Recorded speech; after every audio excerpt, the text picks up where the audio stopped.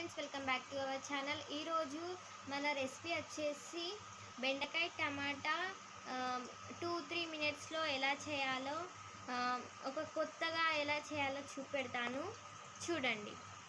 ఎవరైనా మన channel subscribe చేసుకోకపోతే సబ్స్క్రైబ్ చేసుకోండి, లైక్ చేయండి, షేర్ చేయండి, కామెంట్ చేయండి. మరిన్ని మంచి మంచి వీడియోస్ కోసం మా ఛానల్ని సబ్స్క్రైబ్ చేయండి.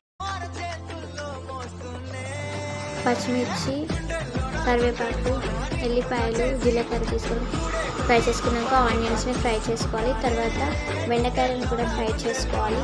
తర్వాత టమాటోని ఉడకబెట్టుకోవాలి. వాటన్నిటిని రోట్లో వేసి దంచాలి. అవి బాగా దంచాక టమాటోస్ని, ఆనియన్స్ని మరియు బెండకాయలని బాగా దంచాక మనకు టేస్టీ అయిన చట్నీ రెడీ అయిపోతుంది. సబ్స్క్రైబ్ చేయండి.